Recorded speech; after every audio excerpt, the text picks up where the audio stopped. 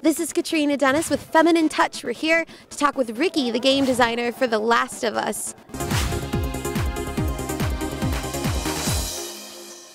Ricky, going from Uncharted to The Last of Us, what was the transition like between an adventure game to what's more of a horror game? Well, we wanted to, after we finished Uncharted, we were looking at what interested us. What did we want to play? What did we see out there that was an opportunity? And we came up with this story that was influenced by Uncharted and also by something we saw in the Planet Earth series, where we saw this fungus that can take over these insects and take control of their body and then sprouts out of their body and infects the rest of the colony. And we're just like, this is in real life, this is mind-blowing. What would happen if this fungus attacked humankind? What if this went to mankind? So we took that idea, and we also really, Naughty Dog character-driven narratives. We really want you to get attached to these characters, and we want to have these beautiful relationships. So how do we get that? And that's when we came across Joel and Ellie. This idea for Joel and Ellie, these two people on this journey together in this post-pandemic America.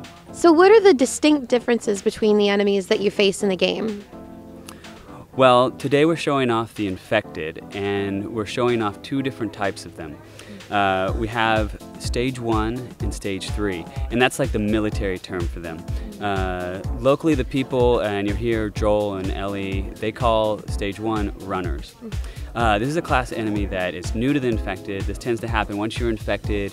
2-3 days pass and it's going to start to take over. It's going to affect your mind. It starts to cloud your vision a little bit, and it's painful, right? The host is getting taken over with this fungus. So they're aggressive. They're really aggressive, and they can see. And they tend to be in numbers because there's still a little bit of this human condition inside them. And they'll swarm you, and they'll overrun you. You need to figure out ways to sneak around, figure out ways to either prepare melee weapons. You can craft different things that you find from the environment and take them down. If you get overrun, you're going to need to go and hide. And this introduces an idea of dynamic stealth, which is something we're really excited about in this game, where you can choose to engage someone, and maybe you take them out and you hear all these other infected get alerted that you can crouch and go and sneak around, and they're going to lose you, and you can figure out a new tactic to approach. The second set of infected that you're going to face is the stage 3 infected. These are known as the clickers. These guys are aggressive, and they will take you out quick. They are almost like the whole fungus has taken over their sight. It's sprouted out of their brain. It's caused some deformation, and since they can't see, they now rely on echolocation. So they're going to be moving about the environment a little bit slower, and they will be sending out sound waves to try to figure out if there's any motion. So you need to be careful, you need to watch them, you need to stay behind things, and if you get caught, they're going to come after you in a rage and will kill you pretty quickly. Yeah, I actually encountered a couple of them, and it wasn't very pretty. Were there any direct inspirations from other horror genres that inspired this game outside of Planet Earth? Yeah, I mean, we look at all mediums in terms of for inspiration. Specifically, we looked at some films like No Country for Old Men.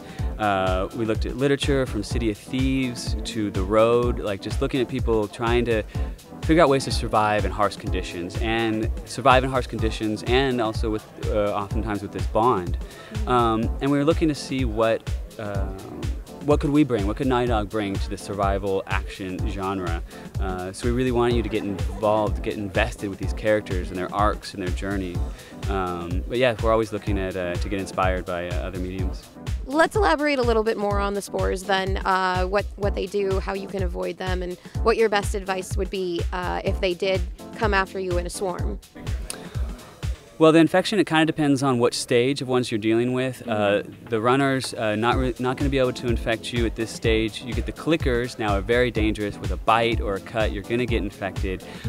Even further stages, which we haven't shown too much of yet, but you'll notice things like in the trailers, Joel has a gas mask.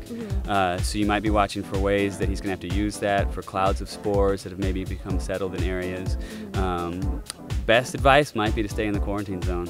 Do you think that this will perhaps reboot the horror genre that's kind of been on the down low for the past maybe 5 years in video games?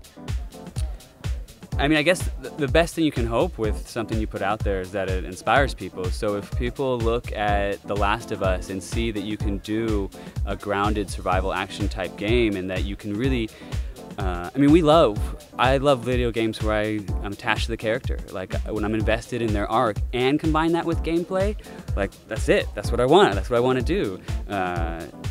So if our game can inspire people to do that, yeah, more to it.